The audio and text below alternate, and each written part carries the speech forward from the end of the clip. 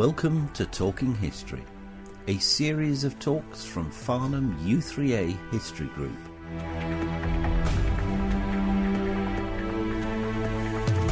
In this talk, Joe Huddleston tells us about the Austro Hungarian Empire. Part A.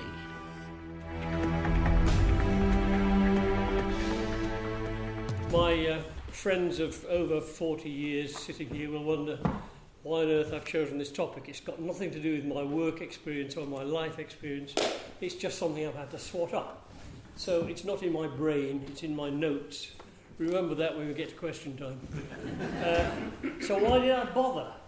Well, when I'd done a couple of psychology degrees, decided I wanted to join the civil service and do personnel, I chose the Monastery of Defiance. More fun. It still owned MI5 and MI6.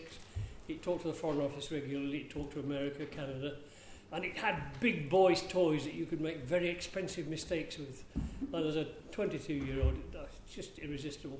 So I joined. And my first job was in a marvellous building, War Office building in Whitehall, straight opposite Horse Guards Parade.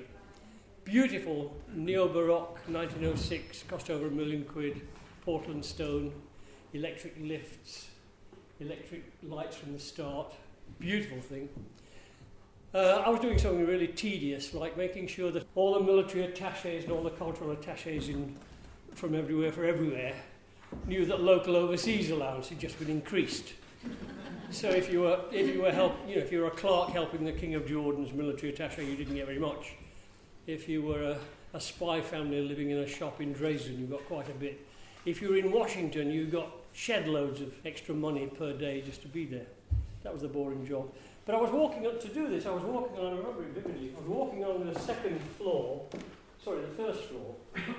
which is the director's floor. The first floor is to contain assassins with bombs, and the first floor is to look after the important persons, like the Director of Military Intelligence, Director of Military Operations, and the Chief of the Imperial General Staff, and all those persons. They were redoing one of the lobbies. There's a lobby at every corner, so that people like me could get hold of a peasant and say, go to Whitehall and tell them there's an uprising in Bechuanaland, what they're going to do about it. And this particular lobby they were doing over, and people were looking at all the initials and the crude drawings. And there's one graffito stuck with me for life. It said, Archduke recovered, World War I a mistake. and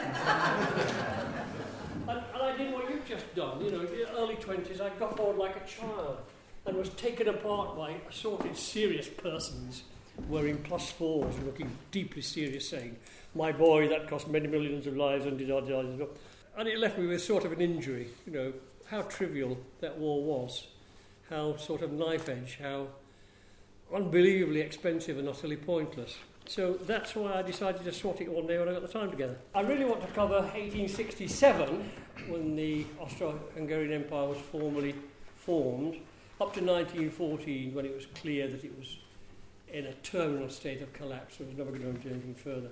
But I have to go back a little earlier. 1278 in Switzerland, there was a place called the Castle of the Hawks, Habichtsburg, and that sees the start of the Habsburg dynasty. Went on to impose 600 years of good old medieval rule. You did what you were told, and nobody asked you how you wished to live. That's pretty fair. In 1806, the Roman Empire came to an end, and Austria was still in place. 1815, Congress of Vienna sought out the post-Napoleonic mess. Austria was still confirmed as a country, still in place. 1839, Austria was recognised as a serious power, and it allowed the Hungarians to have Magyar as their official language. It's one of the few light spots of enlightenment in this doomed story. If you look at your map, if we start by looking at the map, it will give you an impression of what this talk's going to be about. All those assorted persons thinking about self-rule, thinking about language and culture and education values and so on, lumped together under really elderly medieval form of rule. And you can see that from the beginning this is going to be trouble.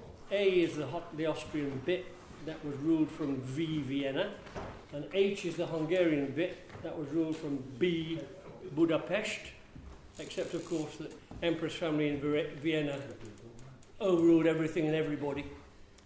And Bosnia-Herzegovina, which is where Sarajevo lives, Sarajevo of evil memory, that was tossed around by the greater powers as if it were just a piece on a drafts board. You know, some days you owned it and some days you didn't.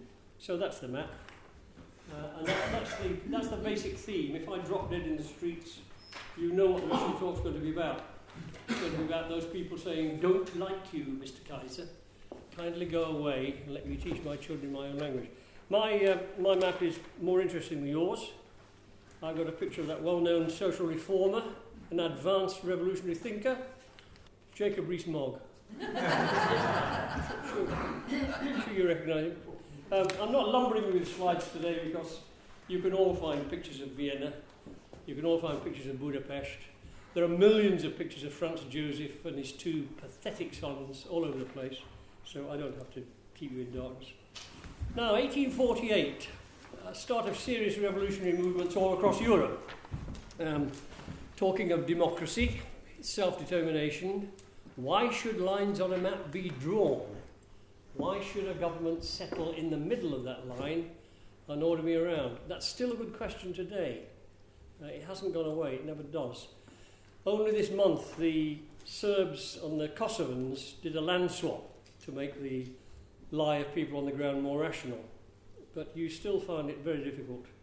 If you think of English speakers, Welsh speakers, Gaelic speakers, Erse speakers, and you think you can draw a totally porous map around them, you can see the problem you face. There is no solution to this. It's just what is calm and what is agreeable this week. There's no theoretical answer. I think if you worked hard at it, the north of Farnham has got clay soil, which grows certain things. The south of Farnham has got sandy soil, which grows other things. With a few months' work, you could get some teenage boys taking the heads off garden gnomes and stealing tulip bulbs. It doesn't take a lot to get the blue corner and the red corner to dislike each other. So there's no fine grain, which is a theoretical solution to the question, when is a line on the ground proper, and when is a government sitting in the middle of it the only decent thing to do? It is not answerable. It applies to the EU as well. Hope to get away without mentioning that. There we go. So, Hungary now declares a war of independence, and the emperor makes himself beautifully popular by shooting 10 of the Hungarian leaders. And they never forget. The Hungarians never forget that Russia helped Austria win that one. 1866, the emperor makes war with Prussia. That's about the daftest thing you can do. That's about taking on America at arm wrestling. Prussia has got a fanatically militaristic, dead keen ruler. It's got the best drilled army on the planet. It's got the fastest shooting rifle anybody invented anywhere by this time. And Austria takes it on over Schleswig-Holstein and loses massively and gets kicked out of the German Union, which is just forming. And again, never really recovers from that, I don't think, as far as I can see. The incoming foreign minister of Austria-Hungary, Baron Beust, it's always a baron or a count in Austro-Hungary, it's never a mister or a doctor or a missus. He was described by a top Viennese paper as taking over a defeated empire in a state of material exhaustion and neglect and lacking all influence or prestige abroad. So you're the brand new foreign minister of a brand new country, and that's the sort of reputation you get from your own capital's best newspaper. Not a great start. Not even Theresa May has got that sort of problem. The Habsburg monarchy no longer had any influence in Germany at all. It had to sit back for years before it could make friends with Germany again. Hungarian parliament was opened. The Hungarians had more democratic experience than the Austrians did.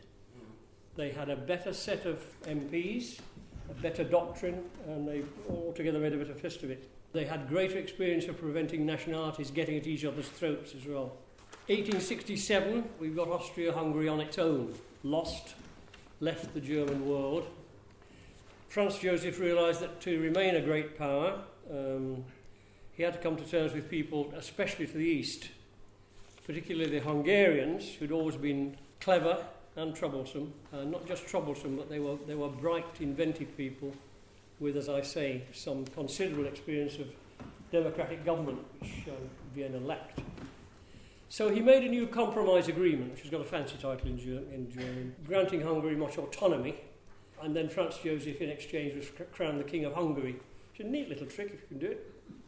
Here's the complicated bit. Austria and Hungary agreed joint administration for military and foreign affairs, except that they each looked after military recruitment and military expenditure, so military supplies, so there's lots of room for hassle there. And they agreed finance, except the central treasury, which was in Vienna, bit of a problem. And they agreed customs controls in common. Otherwise, Vienna ran all those bits I've shown you on the map, top left, and Budapest ran all those bits on the map in blue circle, bottom right. And just to complicate matters further, there were three central ministries, foreign affairs, defence and finance, each reporting to a delegation which met alternately in Vienna or Budapest, a bit like the EU moves around from three places, which was the price of getting the French to join, if you remember. Separate prime ministers, which sounds a good idea, except that the Emperor Franz Joseph appointed them. So you can see that doesn't feel free and fair, that feels imposed, described any way you like. That doesn't feel like democracy. He also fixed their entire cabinets, both governments, and the Emperor's decrees always weighed more than the parliamentary proceedings did. A bit like today's Jordan. Jordan, to an outside observer, has got a parliament which talks about everything and reaches decisions, but the King of Jordan opens the door and says, "Excuse me, I don't like that. We're not having that one. Thank you for working hard. Drop it." That's how Austria-Hungary was run. It was the Habsburg dynasty, and nobody was ever allowed to forget it when it came to administrative and government affairs.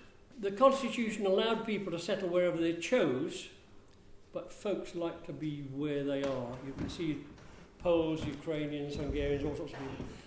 I've mentioned, there's only one group gets mentioned twice, that's the Ruthenians. I've put them in the top right of the Austrian orange bit for you. Ruthenians are Kievan Rus. They still live there. They've got their own language. They're content as far as one can tell. They were very badly treated by Hungary, but they're the only ones I've specified on the map. All the others will either flash past or expect you know where Poles and Czechs live and Serbs. So from the start, the Czechs and the Poles just absolutely refused to sit in the Parliament of Vienna. That's like the Welsh and the Scots not turning up to Whitehall. You just wonder, what is the point? What is the point of this? And there was 1867, someone took a census. Austria had 57% of the population and 70% of the budget and over 60% of the wealth. There were 24% of Germans, 22% of Magyar, 16% Czech-Slovak, and then there were Croats, Italians, Poles, Serbs, Slovaks, Slovenes, Romanians, Ruthenians, Ukrainians, and lots of others, lots of little diddly bits I hadn't the time to mention. So, over 50% of the population is neither German nor Hungarian. So even if Vienna were doing a superb job for the Germans, and Budapest were doing a superb job for the Hungarians, together they don't represent 50% of the population. It's like being full of Irishmen and French and Italians and Swiss turning up and saying, "Oh, we love London, run us, would you?" It's not going to happen. And you can see it's never going to be a good fit. There was a law to preserve ethnic rights for what it was worth, except German was the conventional language. So, surprise, surprise, you had to understand German. It didn't matter where you were born, what your family was called, what your surname was, where you went to school, you had to understand. You had to have German as a working language. There was no escape. It's like Dublin telling us all to speak Erse, with a majority population being told what to do by a minority population. It's only 24% of Germans, and they've just lost Germany, they just lost their main ally, and they're telling me to use their language. I mean, honestly. Inside Austria, though, the Germans were the only ones with any history of government at all. They did know something about it. They had the most civil servants to spread around inside the Austrian bit, and they had the greatest overall political influence, and they were the most disliked. And the other thing you have to remember is when these two countries came together under the Habsburgs, there'd been 1,000 years of the Germans and the Slavs hating each other with a passion on which you could make toast. I mean, all the Slav nations thought Germans were garbage and vice versa. It doesn't matter about the objective facts, it just is the feeling. That's how they lived, that's how they thought. The Slavs revolting against Turkish rule is a main theme of the chat. Turkey's falling apart, remember. The Ottoman Empire is crumbling as fast as it knows how. And up in the north, up in the European bits and the Baltic bits, what they're leaving behind is a load of Slavs with different labels to their nationality. But they're basically Slavs, and they're thinking about independence, because after the 1848 revolution, everybody's thinking about self-determination and nationality. Slavs are no slower, no thicker than anybody else. And they're looking at Turkey as useless, and Austro Hungary is just about as bad. Wondering where to go. Serbs in particular, very forceful people, quite a large area. You look at it on your map, it's a good size of land. They've been there for a long time, they know who they are, they know what they want to do. They're going to be pretty troublesome. Well, there was a bit of good news. Religious edict finally removed the authority of the Pope. So as far as Austria-Hungary was concerned, this really was the end of the unholy, un-Roman, non-empire. Schools in Hungary and Austria now ran themselves using local laity. They weren't allowed to teach in their own languages. They didn't have their own language textbooks. I'll refer to that from time to time.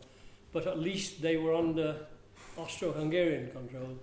They weren't doing what the Vatican said they should do in terms of approach to the material or the subject matter covered. So general teachers and a number of clergy. And marriages became a matter of civil law. Marriage was taken quite outside of church control and became a matter of civil law. That's pretty advanced for 1860s. We weren't there yet. We still aren't, in a sense. For about the next 10 years, I'll mention the date when it comes to me. I've done this in chronological order because I couldn't think of any other way. You can't do it thematically because the themes all intertwingle. For about the next decade, the German-speaking liberals, in inverted commas, were the most important of about 40 or so political groups, a few of which I shall mention, in the Austrian parliament, that's in Vienna, consciously dominating the non-German groups. By liberal, they meant we'll sort of let you live your own way inside fairly strict confines, but we're not revolutionary in any sense, and we're not consciously looking backwards. We're trying to be up to date, but it's not liberal as we in this room would understand liberal. But it was the strongest strand of political thought for a long time.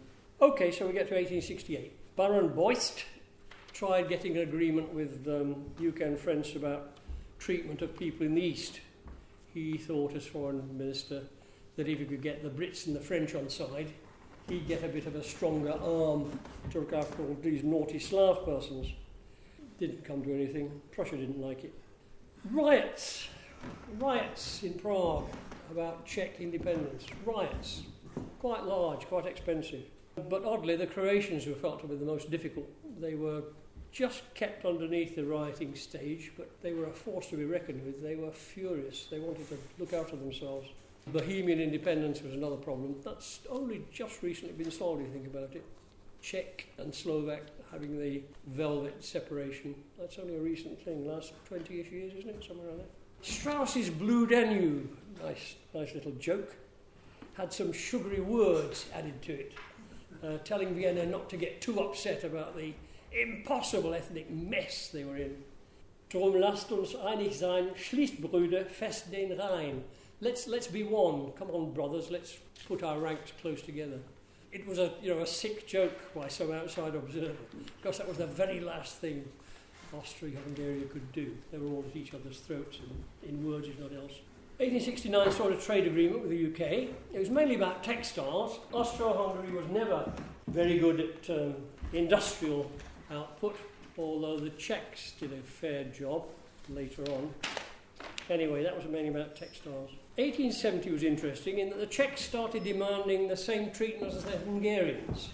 They said, you've got a group of people who are allowed to speak German and a group of people who are allowed to speak Magyar.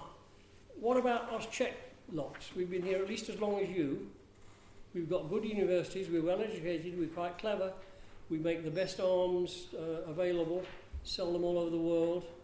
We're a good lot. Why can't we have Czech independence? No, says Mr. Archduke, can't have any of this federal break-up stuff. Too difficult. Once it starts, it'll run until I've got 30 autonomous regions, and then I won't know which way's up. So that came to nothing. They suggested the Triple Crown, in other words. Austria, Czechoslovakia, Hungary. Didn't happen. It raised resentment of the Czechs against Vienna. What a surprise. Poland threw up some nasty demonstrations, and as a sop, just a part of Krakow University was allowed to teach in Polish. That's government. A part of one of your universities, which has been there longer than you have and has higher standards than you, is allowed to teach some of its courses in Polish. That's got to make you crosser, not happier. That's awful. That's like telling Surrey it can use English in English and French lessons, but elsewhere we will use Welsh. It's just pointless. There were attempts to, when the German states organised themselves under Prussia, which they did in 1871, Prussia, you remember, very forceful, very effective. You couldn't ignore Prussia. Nimmer schießen die Preußen schneller, I remember being told.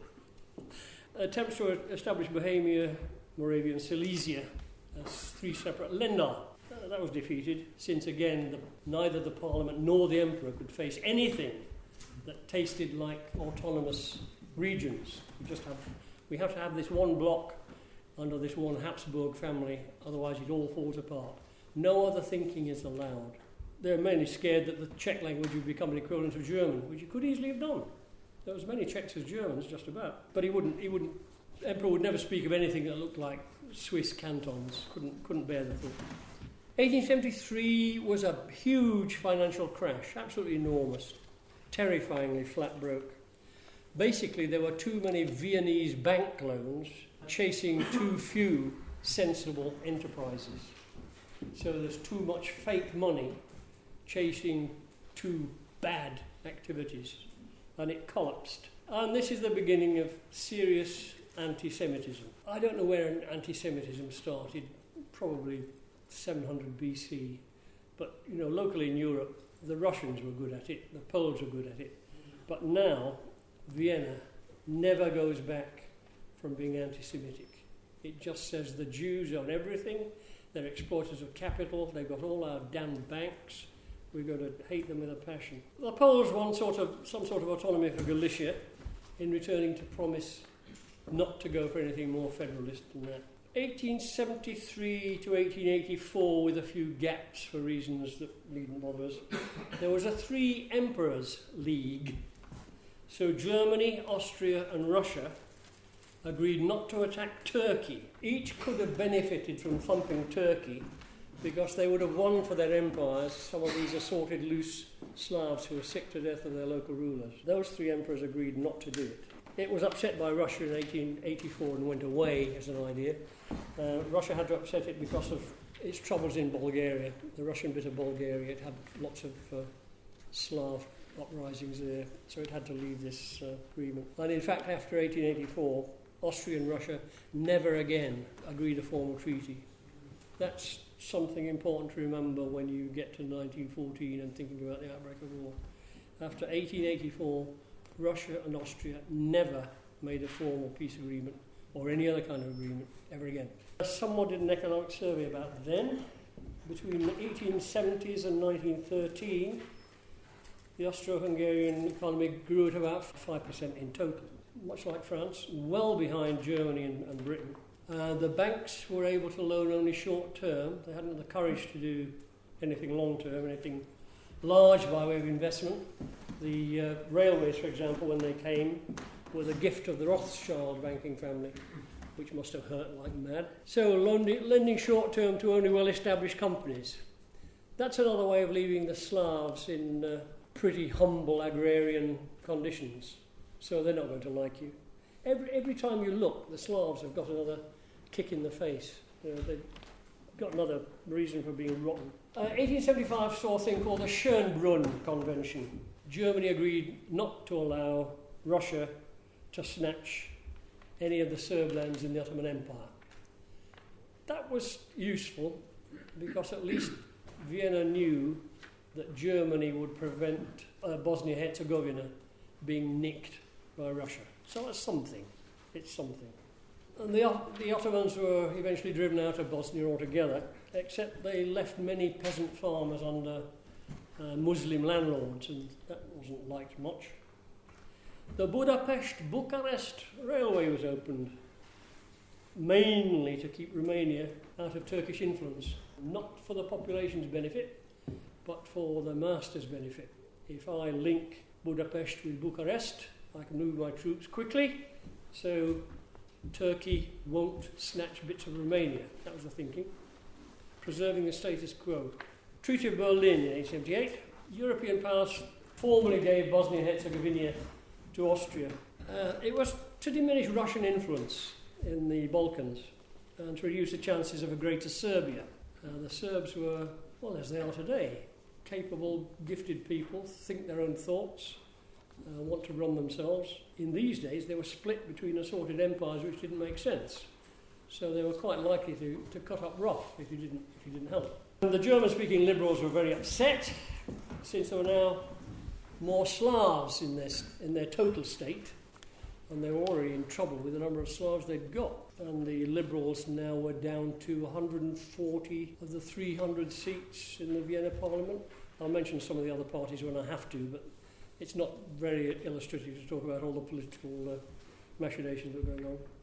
So the large Serb population was very angry. What a surprise, following centuries of oppression. And to help matters, to cheer people up, the Austrian army marched into Bosnia-Herzegovina. Now that's going to help, isn't it? That's like I was walking into Scotland with all our flags waving and trumpets blowing. That's really going to help. Sorry to be cynical, but I don't know the other way of looking at this mess. You can either make a joke or cry, and I choose somewhere at the cynical end of making a joke. There's no other way to survive this nonsense. 1879 was the dual alliance, not the triple alliance yet. A defence treaty with Germany, again against possible Russian attack. So this time it's not just Germany promising to look after Bosnia-Herzegovina, it's Germany promising to help Austria if anybody hit them at all with anything. Germany's thinking of Russia. Russia's not far away. France is building railways so that Russia can move its armies. Prussia wants to say military top dog in the local area. British Empire, of course, is still far more important, far more powerful. But on the mainland, Germany's doing very well nicely. Thank you. France is helping Russia to catch up, and everybody's scared. This could turn into something bloody. Last thing we want in war. Ministry of Defence, in case you haven't noticed, is full of pacifists and saboteurs, which I was a prime example. If I could make it 3 years longer and cost 10 times as much, I did. Every day. I can say that now, a quarter of a century since I left. Emperor called for a new parliament based on German, Czech and Polish conservatives and sidelining the old German Liberal Party. That's nearly modernising. He's chosen 3 top nationals and got them to form the parliament. The Czechs agreed to turn up for parliament in exchange for autonomy in language and education. So at last, the Czechs were allowed to speak in Czech in their schools and have school books in Czech. What if we did that to the Scots? You're not allowed. When the haggis arrives, you're not allowed to call it pudding, Queen of the Puddings. Those bagpipes are out. You couldn't get away with anything like that these days. You just would not get away with it. Mahler, Gustav Mahler, several of you will know of, beautiful stuff. It's like English cricket. It's not so much music as watching time stand still. It's absolutely beautiful. Romantic with a superb grasp of form. If you haven't heard Das Lied von der Erde, where he set 6 Chinese poems about life, then you should. Gustav Mahler, good guy. Anyway, he and others that you won't have heard of, because I hadn't, began a cultural movement in search of something beyond the bankruptcy of the Habsburg rule. They promoted Wagnerian ideas mainly, that folk emotions are okay, that neat top-down formal government was not the answer to everything, that you could actually feel for yourself sort of bottom up. You could stand in the street and feel Wagnerian folklore belonging thoughts and make something of it. You know, you could have a picnic with the English. It was allowed. You didn't have to have a Latvian and a Portuguese at every picnic. You could have one with the English. That was the feeling of Mahler and his mates, because the government was rubbish. The government was not going to do anything useful. So we may as well do that. 1870s to 1880s, roughly speaking, the Empire's major foreign policy topic, again and again and again, thousands of words, thousands of pages I could have read you, thousands of paragraphs from learned people. It was about resisting Russia's encouragement of Slav populations wanting home rule in the Balkans. So there's all those people in the Balkans leaking out of a defunct Turkey, and Slavs are brothers to Russians. As far as Moscow is concerned, they are brother Slavs, and we should be looking after them. And nothing to do with the Germans, and nothing to do with the Hungarians. They belong to us, Mother Russia. And that was the main problem for a good 10 years. Lots of heated disputes about budgets, contributions, customs tariffs, land control. Czech calls for independence didn't stop just because Prague University had a bit of freedom. They were loud and frequent. They knew Bohemia was the Empire's best modern industrial region. And the Austrian engineering undertakings were very far behind. I mean, Bohemian industry was good. It wasn't up to German or British standards, but compared with the rest of Austro Hungary, it was outstanding. Okay, we got a new minister in 1881, new foreign minister, Count Carlucci. He said Austria needed more influence in Serbia, which threatened Vienna all along the Danube and in all the lands in the south, which is true, it did. So he crept up to the King of Serbia and made a secret pact. The King of Serbia, as an individual, made a pact with the foreign minister of Austria to help contain Slav agitation near Bosnia-Herzegovina, and agreed that he wouldn't sign treaties with the King of Serbia, would not sign treaties with any other nation without discussing it with Vienna and getting Viennese agreement to it. Now that was done by the king. His population would never have accepted that. There's no way he would have got that past the Serb government or the Serbian population. It was him trying to quieten things down in a secretive fashion. Much like we had a secret treaty with Belgium, if you remember. Nobody knew of it. We had a secret treaty because to keep Germany in place, stop it getting France again, we could be in Belgium and stop them going around that corner. That's got to work, isn't it? Telephone exchanges started to be opened. Zagreb was the first, not because it was the richest or the cleverest, but because it was fairly small. You could do Zagreb.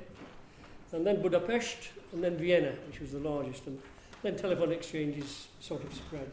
We now have a pan-German party, fiercely anti-Semitic, called them exploiters of capital. It wanted social reform, didn't get any. It was anti-monarchy, couldn't do anything about that. Scared by pan-Slavism, which was growing as a movement. And it wanted the German bits of Austria to rejoin Germany. Well, Germany didn't want the German bits of Austria. And the Habsburg dynasty wasn't going to let the German bits of Austria wander off. He'd have nothing left. So that was a busted flush. We now replace the dual alliance with a triple alliance. We're now getting to World War I terminology. The triple alliance of Austria, Italy and Germany, with an eye on Russian expansion again. You remember it was opposed in World War I by the Triple Entente, which was Britain, France and Russia. Property qualification for voting was lowered, so the lower middle class in cities and several country farmers got the vote, and the next election showed a marked swing to the right. A bit odd that, you'd expected status quo or a bit more socialist, but no, swung to the right. Small government, firm leadership. Brief period of martial law in Austria in 1884 to contain anarchists. There were many Serbs, always Serbs wandering about, throwing things and offering to stab people. You would have thought the Archduke would remember some of this, but he was too busy hunting. He shot a hurried 270,000 animals.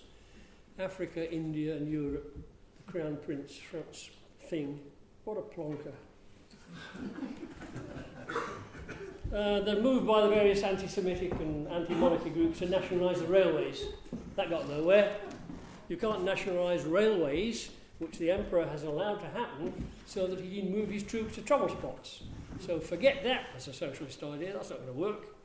Military entente with Italy and Britain to keep Russia out of the Balkans. Again, if Austria makes a pact with anybody, it's to keep the Russians out of the Balkans, because we're in trouble enough with the Serbs. Remember, the Germans and the Slavs have loathed each other for a well-documented 1,000 years. They have nothing nice to say to each other. We had a Social Democrat Party in 1889. It doesn't mean what it says. It's not what it says on the tin. It was opposed to capitalism, really, including votes for property owners only. Didn't get far. Now, the great emperor, bless his woolly socks underneath his army boots. He should have brown boots in officer class. Officer class has brown boots. Please note, black boots are for yobs. Persons of sergeant shoot that man. They're black boots. I'm brown boots. You know. I told the sergeant. He should have brown. Anyway, I drift off. Gradually, what can you say? He got 2 sons. The oldest one, who's the heir apparent, goes and commits suicide with his lover. Nobody can really give you a critical description of why that happened. I expect he was just sick of life. You know, if I was sitting in a castle in Vienna trying to run this lot, I'd be sick of life. You know, when I'm dead, boy, all this will be yours. Gee, thanks. You know, I'd probably top myself. Well, not really, but I'd do something else. I'd take up missionary work in Bechuanaland or something. So now, the wonderful Franz Joseph, number 2 child, who's not groomed for it. A bit like Bashar al-Assad in Syria. Not prepared for it. He should be doing something else. A bit like our own King George VI. Not prepared for it. Should have been doing something else. He's now heir to the throne, which is going to be a lot of fun all round, because all he knows about is shooting pigs and boar and deer. That's his forte. Government, my dad does that. Another light spot, Wittgenstein, Jew, what a surprise, bright. Anyway, Jews in Vienna were bright persons, and Wittgenstein, you may have heard of, an absolutely ace logician, cleared away masses of stuff. Some of his statements are still worth remembering. What can be said at all can be said clearly. In other words, if you've found a fact or a process or anything that's genuine, you'll be able to describe it in very simple language to a child of 10. It doesn't need complication. It's a sort of verbal Occam's razor. And what we cannot talk about, we must leave to silence. So truth, beauty, God, you know, all that rhubarb, you just don't mention, because you can't do anything with it. But, you know, carbon and hydrogen interacting, that we can do. And if you have 7, I can show you why it behaves that way. It's lawful. That's what Wittgenstein said. And clear off all you other persons writing reams and reams and reams. Remember the Gilbert and Sullivan line, sent to listen to sermons by mystical Germans who preach from 10 till 4. A lot of philosophy was like that. And Wittgenstein says, you don't need it. You know, if there's anything useful and observable, you can say it in plain language to a kid, and they'll remember. He also said, well, it's a sort of consequence really, it's a logical consequence. Philosophy aims at the logical clarification of thinking. Philosophy is not a body of knowledge or a body of doctrine. Philosophy is an activity. It's about clearing up the way you think. It seems all so obvious to us now, but given 1880s philosophers in France, you should read the French. I mean, the Germans were bad enough, but the French probably spoke from 10 till 7. God.